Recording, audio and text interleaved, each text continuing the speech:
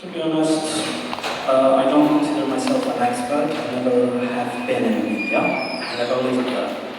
So my experience is, to be honest, limited.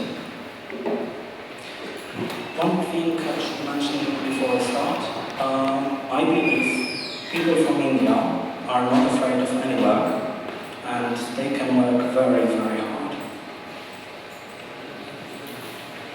A few words about me. I work at Obecne as an architect. We have a subcontractor, quite large, and it's a Bangalore located company. I have a blog you can catch me on Twitter, and the logos here are groups I'm organizing or helping run, and you're invited to actually check them out. So let's start with few things quite basic about how to call them. And in Polish you can say Hindus or Indus, and both are equally okay. If you say Indianin, that's completely different species, so to say. And if you would like to use an adjective, I advise you to use indyjski over hinduski. And that is because if you say indyjski, you actually mean that it's coming from India. And if you say Hinduski, you may mean that it's coming from India, but you also may mean that it's coming from Hindu religion. And there is a number of those. So there are sources, and the presentation will be available online, so feel free to check what I found in the topic. In English it would be, well, Indianin would be Native American, and Indian would be our Indus. Why the quote? Because I used the quote from The Wedding, famous Polish play, and it's because the reality is that the contract is the king.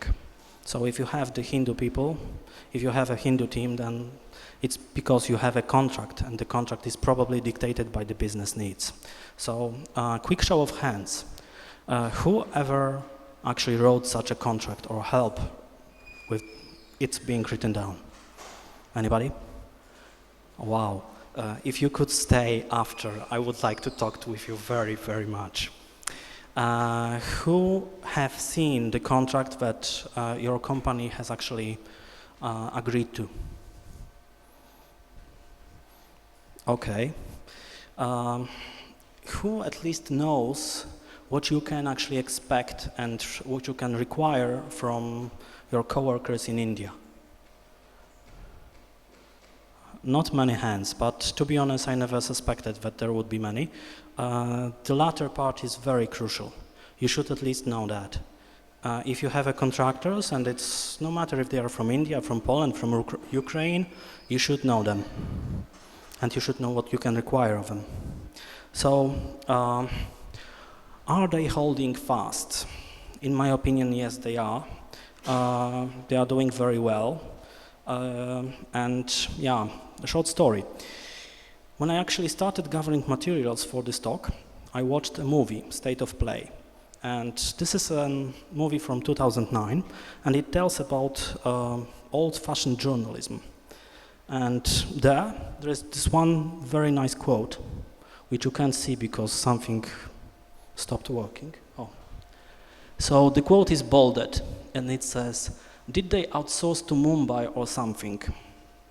Now the context of the quote is particularly interesting because the two main characters are actually visiting a very empty office, very large office, much larger than this room. And everything is ready, and the only thing missing from this actually to be real office are people. There is nobody there.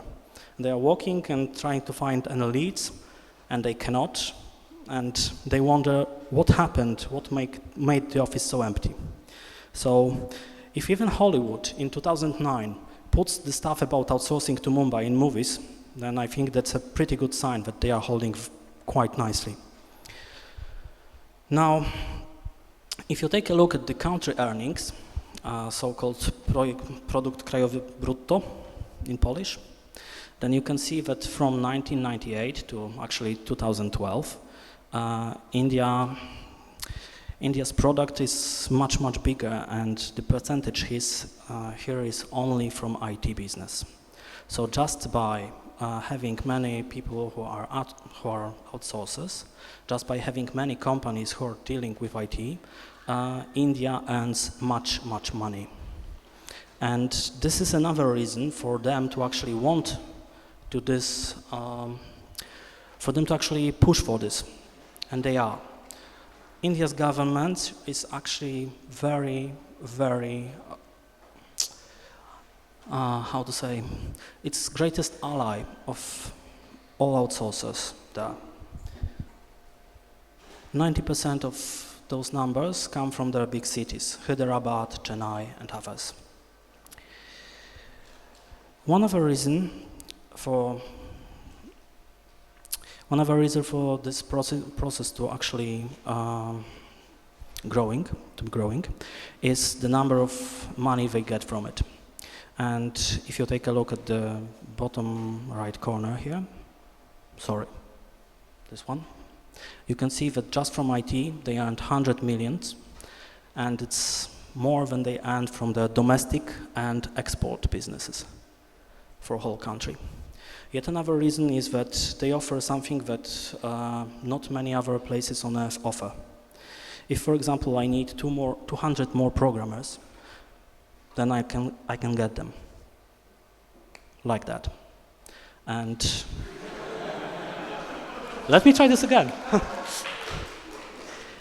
And if I want, for example, if I put up a job advertisement there, saying that I want a PHP coder, and I only want people from big cities to apply, then in under 6 hours, I'll have 12,000 replies.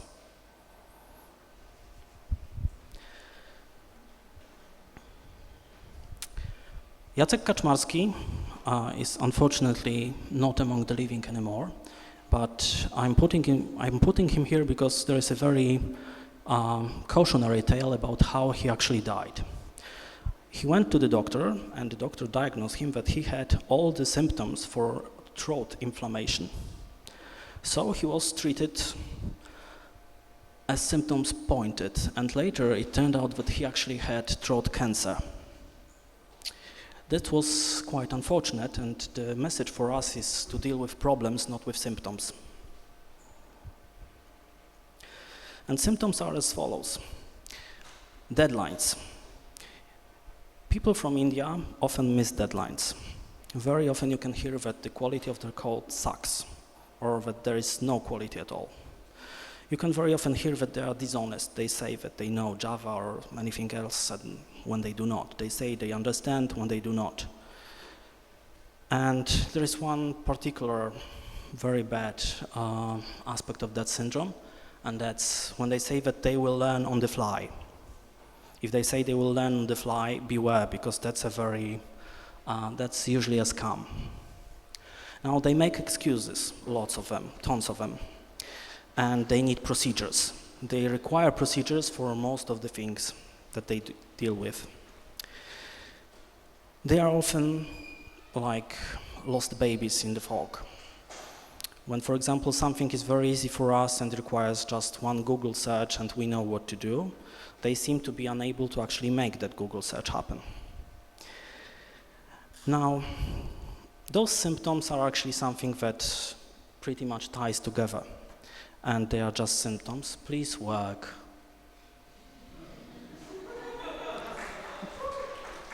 Please keep working. Now, they are just symptoms, as I said, and these are the problems.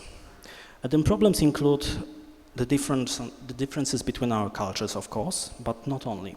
The problems actually are about how you work when you're a coder in India. It's a very specific job there. There is, of course, great differentiality in their culture, and there is a number of things that they order differently than we do. They have different values, so to say, or same values but ordered quite differently. And there is also one very, very big problem, and this is how they are educated. And the other problem is this: 1,000 or more years of tradition with caste system. which puts Brahmins on top, Kshatriya one level below, as those with destiny. Then you have other castes. And the problem is that while the law states that the caste system is no more, you can't just banish with one law something that existed for so long. So the caste system is far from banished, and this has numerous consequences. Among them is one fact. Among Brahmins, all teachers hail. So if you have a teacher, the teacher usually has enormous respect and commands substantial power. It is a power of influence, but it's still power. The next idea is that people from higher castes, they knew perfectly well that they will lose their privileges because the caste system was going to be abolished. It was no surprise, and people knew that such a law is coming. So what the people from higher castes actually did, they found a way to preserve their power. Let's try this again. Please work. I'm good. Now, the way was that they actually started buying land. They actually started rooting themselves in positions of power. So the Kshatriya, for example, tried to move to the military positions, to the police positions. The Brahmins took administration. They took also land. With that, they had enough power to actually still have their privileges. And with that came another thing, corruption. Because the only way that people from lower castes could actually get what they wanted was if they handed bribes. So they did. They handed the bribes, and they did it often enough that, like in one report, please, that in one report about corruption, 60% of Indian people reports that they are dealing with corruption on a daily basis, which means that there is not a day when they pay someone or someone wants to be paid from them. And with that, we come to something that we may know from our own neighborhood. There is this story about Polish builder hero. Why was he a builder? Because he built himself a house. Why was he a hero? Because he built the house from the stolen materials. He worked at the government company which dealt with building, and he stole enough materials from them to actually be able to build himself a house, which caused him to be a hero. And that was very simple mechanics here, because if you know that government will steal from you and will demand something unjust of you, then it's only natural to actually prevent that and cheat on them before they cheat on you. So the caste system has numerous consequences. And the other thing is the scale, the problem of scale. And I don't mean here just the sheer amount of land that India occupies. Russia is far bigger. But I mean here the numbers and cultures that are living next to each other. If, for example, in India there would be a conflict between Muslim and Christian, it would be very, very costly for whole country. So they learned how to actually live without such conflict. And it's also quite similar in other Asian cultures, but it's, I think, India only where they learn to live with smiles. They really like to be liked. They really love to be loved. So if you want to actually have a good relationship with an Indian person, compliment them. Make sure that they know you like them, you think they are special, and they in turn will think of you the same. They can't afford conflicts, so they avoid conflicts. And thus, when some things have to be said, they will make it so that there is no harshness, no brutality.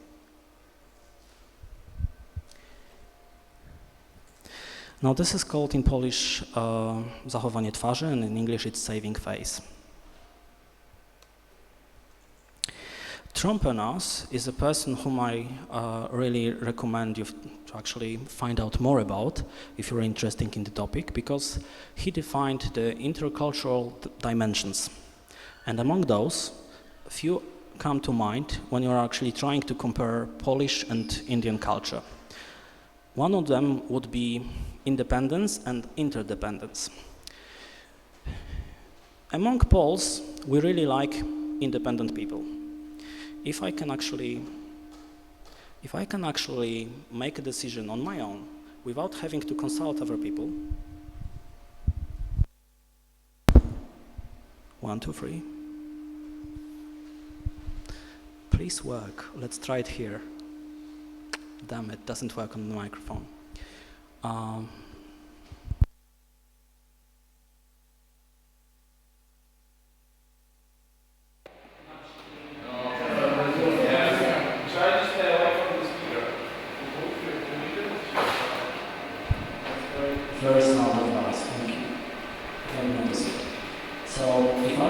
Can actually make something happen on my own without having to consult the others, I'm a good guy, I'm badass. But if I'm an Indian, I will consult others, because in consulting others lies the strength. So the fact is that very often I came to an Indian coder and I asked him, please could you code this otherwise? Could you please design this solution with this and that in mind? And very rarely this worked as I was hoping it would. It usually worked in a quite different way.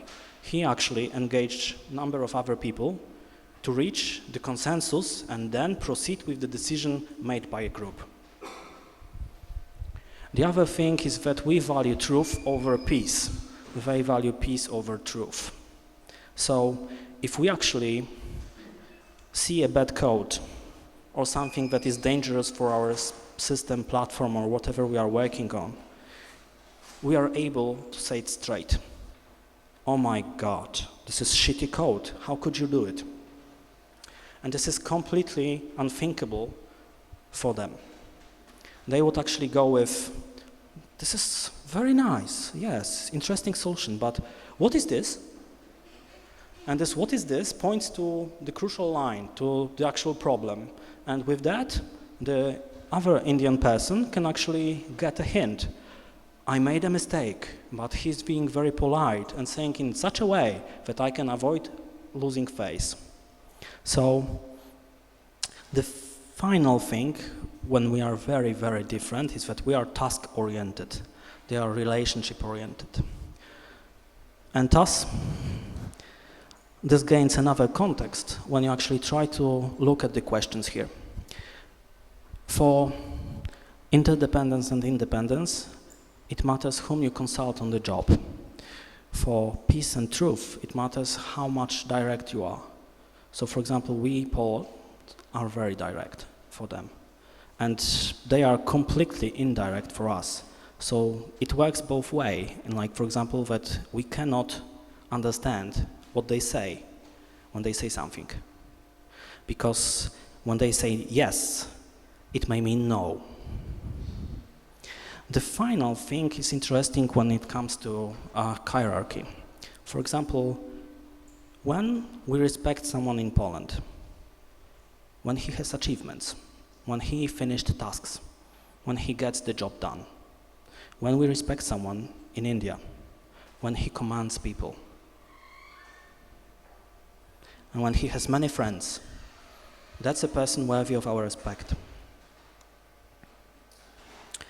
The children that you are seeing here are actually very good workers. You can send them to plow rice, you can send them to fields, you can send them to work, and you can get money off them.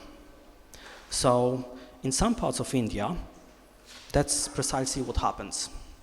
Those kids are being sent to work because their family is poor, and everybody who brings food is valuable.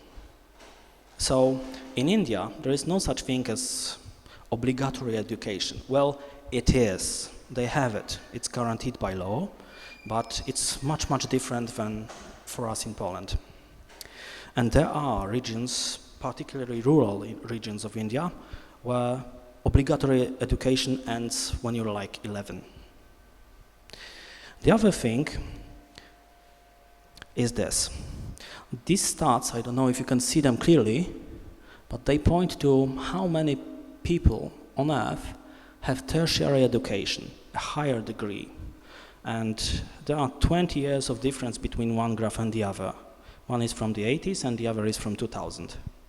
And India, in that time, doubled their share in the percentage, from 4th to 8th.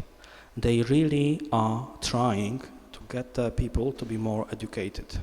And among one of the top choices is an IT-related career. Because IT-related career brings money to India.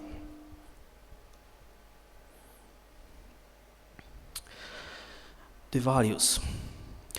First of all, it's family. Then it's authority. Then it's society. Finally, it's your friends, that you're being valued, that you're liked, that you're loved. Finally, is you yourself. So, for example, when I'm perfecting myself, I'm doing something that's not so valuable. When I'm actually talking with my friends, when I'm helping my friends, I'm doing something better. And when I'm helping my family, now I'm a good Indian.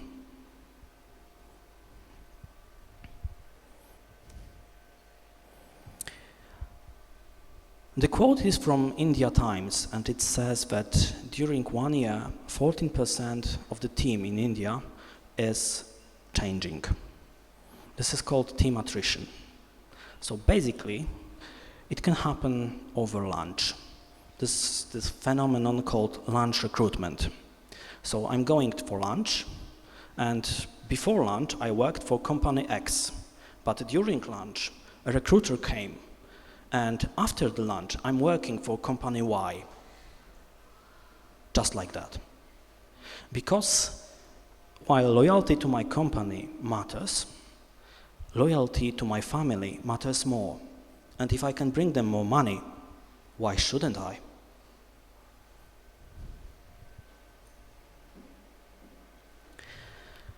The hiring rules. A friend of mine witnessed a very nice scene. In a very, very large room, filled with applicants and with recruiters. One particular recruiter was near my friend, who at the time was visiting in India for a job-related delegation, and my friend was astonished to hear the recruiter. Recruiter was actually very lively Indian, and he went like this. Do you know Java? And the answer was, yes, I do. You're hired. Do you know Java? Java? The other participant was kind of hesitating, but this didn't stop the recruiter. Yes, Java! Yes, you're hired too. Fast and efficient.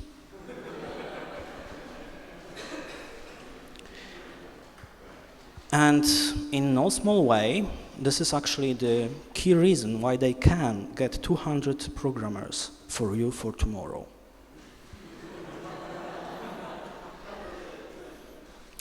Now with that, we come to something else. Let's imagine that you happen to recruit a good programmer. I know, it seems improbable with the way the recruitment works, but let's assume.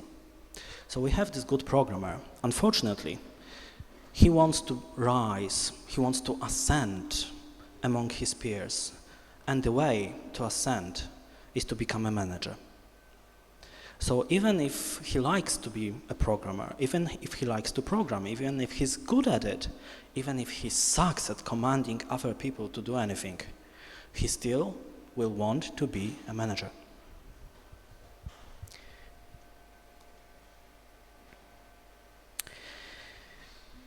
Yes. They have arranged marriages, so actually it shouldn't be strange for us that they will have arranged careers, and that happens. So for example, if I were an Indian guy, my grandfather with my father and his two brothers could actually decide that it would be good if I were to become a programmer. So one day, when I would be actually thinking about which studies I should choose, my father would approach me and say, "Son, you will be a programmer." And that would be it for many people in India. Because if they are told that they are to be programmers, they become programmers, which causes a striking difference between some of them and some of us. Because not so long ago in Poland, when you chose to be a programmer, you chose it out of passion. And you reveled in technical challenges, in solving difficult problems, etc. Not so much for them. Because for them it's something that is actually thrown at them. It's not something that they choose at all. Procedures. Procedures for programming, procedures for testing, procedures for improvements. And this is a very Asian thing, it's not just Indian thing. Pretty much take a look at any game companies in Japan, and you will learn that they have a rule. And it's an unbreakable rule. Every day, every worker for a game company, even a receptionist at the reception desk, writes an idea for a game. And they have to have the idea for a new game that the company could make and that the company would profit from. So they have special notebooks that are given to them on the first day, and these notebooks are missing a page day by day because they tear out the page with the filled idea for a game and they submit it. Well, we can imagine that those ideas for the games will not be very, well, creative, but it doesn't matter. What matters is that the procedure says that you submit the idea, so you submit the idea. I've read a very long rant about Japanese culture, which actually mentioned one very particular thing, saying good morning. In Japan, there is this custom, when you walk into the office, you face the office, you put your hands very sternly on your sides, and you bow, saying good morning very loudly. An American who happened to work for said Japanese corporation asked, "What if the office is empty and I'm the first guy?" "You do the same." He was kind of baffled, but continued with questions. "So what if in the office there is this one guy whom I know very well and I am with him on a first name basis?" "You do the same." And he thought they were kidding, so when he was with this other guy with him who was on the first name basis, he ignored the good morning. The other guy came to him and asked, "Tim, I know it feels silly, but you forgot the good morning." Procedures are to be followed, and procedures are to be followed because of the education. Please remember that authority matters. Please remember that teachers are Brahmins, and Brahmins are very high in their authority scale. Now please remember one more thing. If you actually happen to ask a question during lesson, the question of course gets answered, but if you disagree with the teacher, you may end up being ostracized, which means nobody in the whole class will talk to you. And for young people, this is very hard to bear, so they learn very quickly that teachers are not to be disagreed with, questioned, or objected. They learn it from very early age. And thus, when they are given a procedure, because their education is not about understanding, understanding is close to being, well, speculative. My understanding may differ from his or his. So with that, we do not teach in India by making people understand. If they understand, it's cool.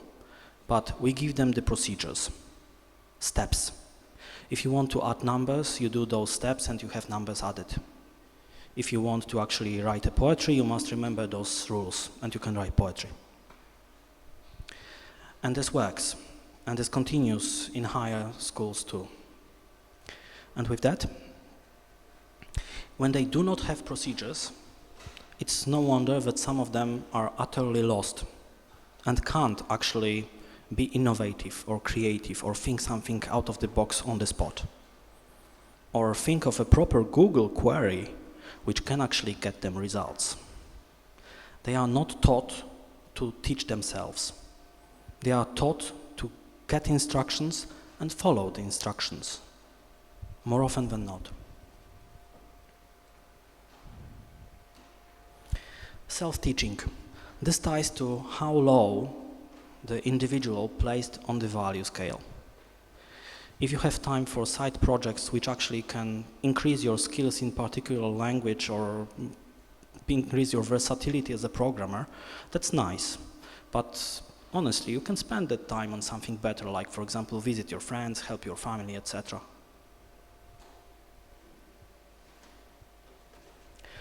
So, first thing to know is how we differ, where we differ. For example, how they approach things and how we approach things, how they approach conflicts. They don't, they avoid conflicts at all. Asian culture is really different from ours, and it's very easy to spot. For example, if any one of you will ever do business in Japan, and you will ask your Japanese liaison, will your company honor the agreement? And he says, "Hai," which is Japanese for yes. Do not think that you just had a verbal agreement that their company will honor anything. He just said that he heard you. It was ACK in TCP/IP. Nothing more. Because they say yes just to keep you aware that they listen, that you have been heard. And it's very simple to spot it. When you, for example, are explaining something to your Indian colleagues, ask them a question. And you will simply, very quickly you will see if they really understood what you were explaining, or if they were just saying, "Yes, we heard you." Now, the knowledge is helpful in a number of ways. You can react better. You know what to expect. You can actually deal with unexpected situations because you know what to do. And you have a hell of a lot frustration to deal with if you do not know those things. Problem is that cultural differences often just shadow the real problem. So what is the real problem? A number of candidates, some would be organizational issues. If, for example, you have a different hierarchy than they have, it's something that they may not go over so easily. Because if they have directors and you have only team leaders, then it's kinda iffy for a director to talk with a team leader. Now come on, 2 steps in the hierarchy are being here bypassed. That's quite rude. Please? My spell for today. Huh? The other thing with organizational issues would be contract. I talked about contract before. There's of course racism, there's fear, and people fear them because they may lose jobs because of them. There are of course past experiences. Contract is king, as I said, because it tells them what they should do. And contact is one other thing, because if you do not travel, if you do not meet with them in person, you can't actually expect that any relationship will be born. And without relationships between your people and their people, it's very, very hard. Lack of skills is another thing. And lack of skills is hard to actually overcome with anything else than training. And how to train them? Yeah, there is a number of ways to do that. First of all, though, I would actually recommend that you train yourself.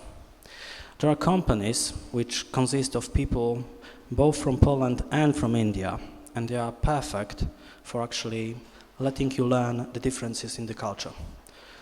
Letting you learn, for example, that the usual escalation path is really, really inappropriate for them. Usually when you escalate things, you write to first the person who caused the problem or who should fix the problem. Still, thank you for the tries. Then you write to a person who's his manager while you CC the one who's problematic.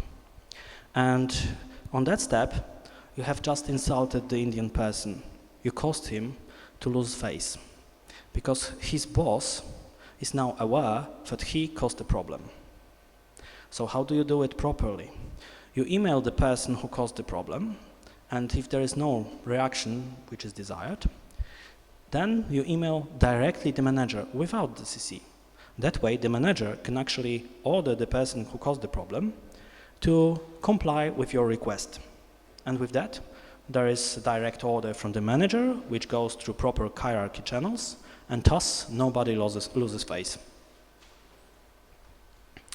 Now, if for any reasons the company training is out of your reach because, for example, the budget is too tight, then the other way is to do such a training yourself. How do you do that? You actually tell them how it is to be Pole, how it is to work in Poland, how it is to commute, say, from Kraków to Warszawa or from Warszawa to Kraków. Intercity, 3 hours. So you go with that, and pretty soon they'll reciprocate the favor. So they'll tell you how it is to work in Chennai or Hyderabad or wherever they work. They'll tell you how actually it is to be an Indian. And with this, bonds are born.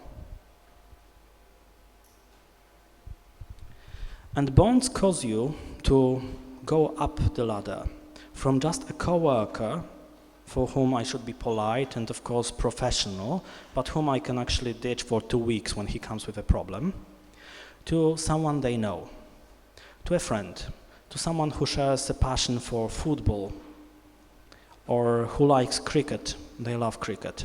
I don't know if you know, but recently, there was a very high danger of riots over cricket. So they moved the cricket championship from India to, I think, Australia, because they weren't sure that Indian fans of particular teams would actually keep calm.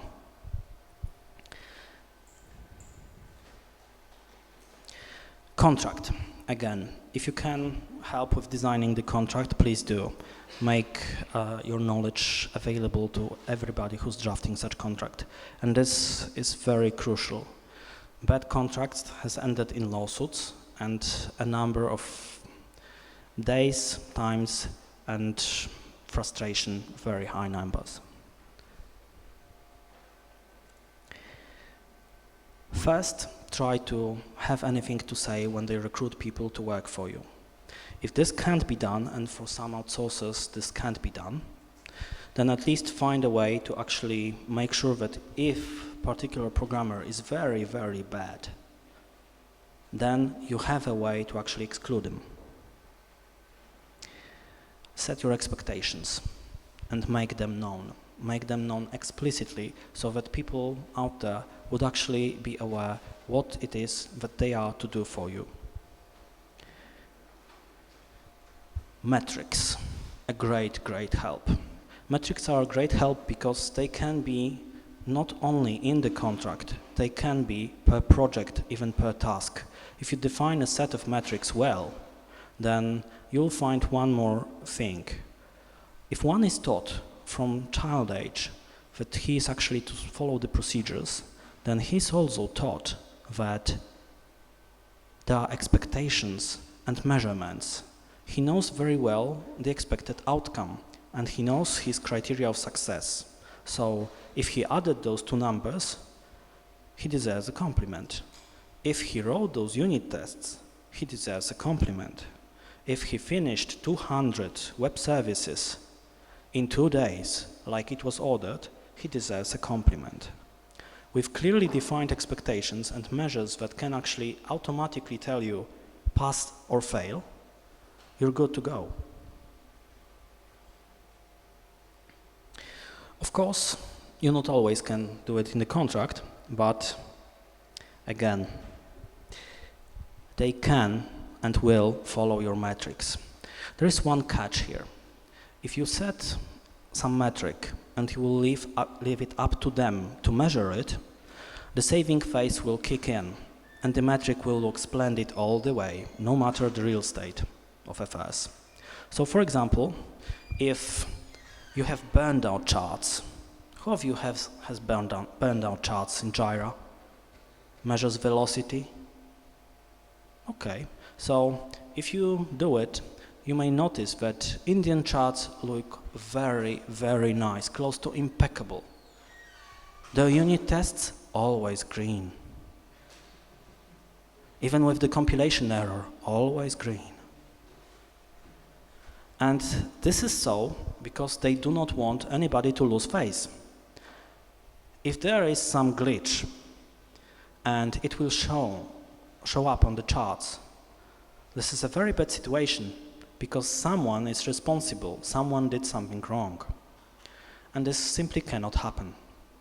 So the charts, if you give it to them, look very nicely and they do not give you anything but false security.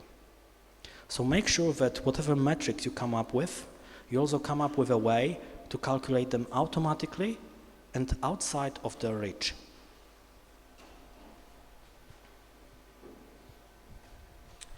Have the chosen ones.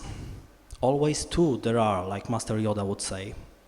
The chosen ones are the ones that you like and that are particularly skilled, that you like working with. The chosen ones are actually those whom you praise often. And it matters because if you have the chosen ones, you have those people who would influence the team there for you. If you have the chosen ones and you praise them, they will want to raise your expectations. If I say that Hemant is an excellent coder and he's absolutely terrific guy, then Hemant will want to be this terrific guy and he will have much harder time refusing me when I come to him with a request. There is one more thing with chosen ones. Chosen ones are those you teach, are those you have time for. Because you cannot have time for everybody, because usually their teams are bigger than ours are. And if you do have time for everybody, you do not have time for your own work. So thus, you have to have few selected individuals whom you tutor, whom you train, whom you reach out for.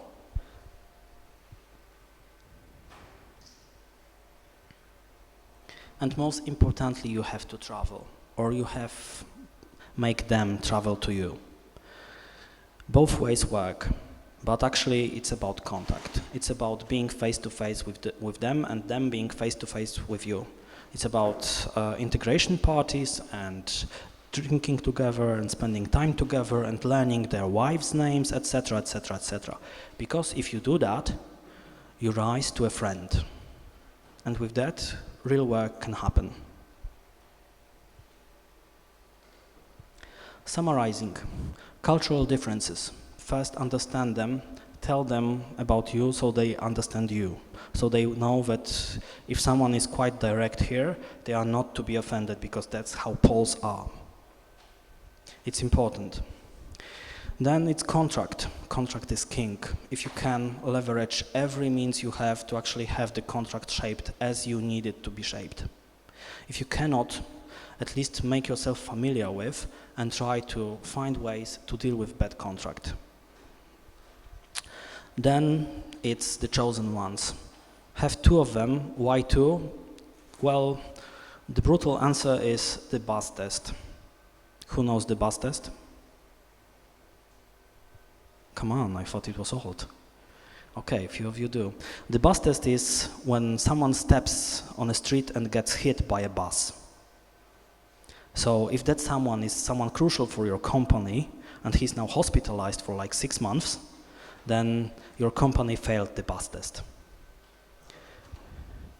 And to actually succeed the bestest, always two there are, like Master Yoda would say. And with that, it's also an explanation why the chosen ones should also be paired.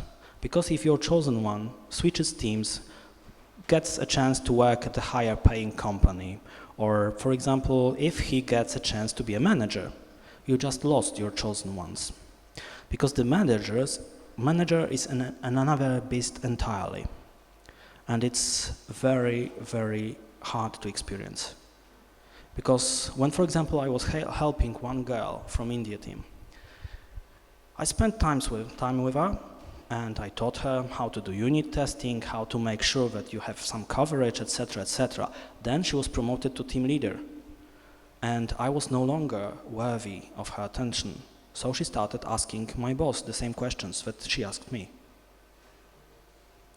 Hierarchy is crucial. If, for example, you have a teleconference, one of my most aggressive talks with anyone from India, well, with anyone at all, to be honest, was with a team leader, freshly promoted, whom I have known. And I was unaware that two of his teammates, his subordinates, are on the call. So I talked with him as I used to talk with him. And he couldn't have that, because he would lose face. And it was very aggressive talk when he started actually lashing out at me.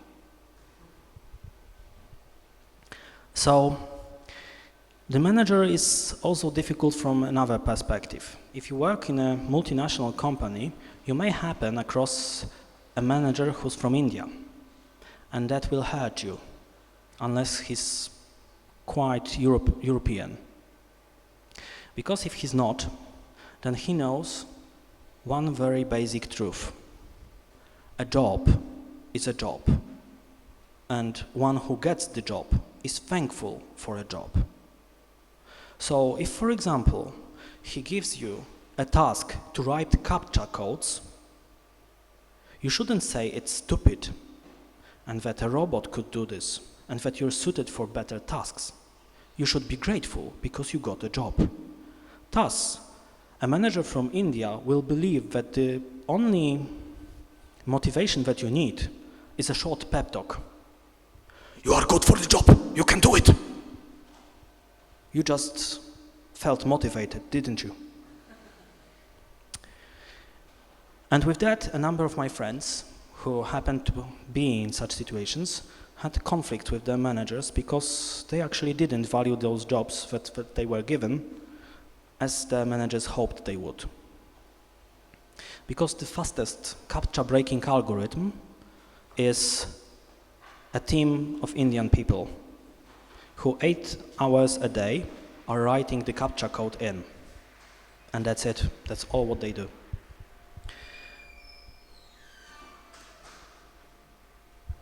A closing slide, summary. First of all, it's important that we all realize that business, politics, and reality say that India will grow, and they are on the way to become an IT superpower. If anything that can happen, that can slow them down or stop them from becoming IT superpower, is the fact that the quality is actually hitting key areas. So there is a trend among outsourcing or those who rely on outsourcing to actually take home the most important businesses, to actually get back the control that they relinquished when they actually started the outsourcing. But it's not a big trend. It's not a big trend enough to actually countermeasure the one that happens. And the one that happens you can see on the percentages, on the statistics that I showed you. India earns most of her money on IT, and they will continue to do so. They will make laws which are actually very, very nice for everybody who wants to outsource in India. And it shows. So, yes, in my opinion, they can be a threat. Out of sheer numbers, few of them happen to be really, really good coders, even very good coders. And there is much, much more programmers there than here, unfortunately. So I don't think that you have little chances. So I think that you have little chances to actually avoid working with India people. Thus, focus on the problems, not on the symptoms. Symptoms are just that, just symptoms. If you deal with problems, you deal with real beast, and you can actually achieve what you want. Learn about cultural differences, but please remember that the problem can often be outside of it. Out of everybody whom I talked, who actually was organizing a cultural differences training, and who lived out of organizing such trainings, they all stressed this out very clearly. Very often, in companies that they are called to for help, they spot a number of glaring problems which are not at all caused by anything remotely cultural. Finally, the ways. Chosen ones, bonds, become their friends, so they will feel harder about cheating you. Well, cheating. Both cheating and just being Indians, to be honest. Because yes, they cheat. One of the scams I didn't tell you about yet is learning on the fly. And when outsourcing craze began, a very particular method developed in India. How to get rich fast. You take a job. You say that you have whatever skills they need. Yes, Erlang, sure. Yes, Code Fusion, of course, since childbirth. And then you go to the internet, you find a solution to some particular problem, copy, paste, done.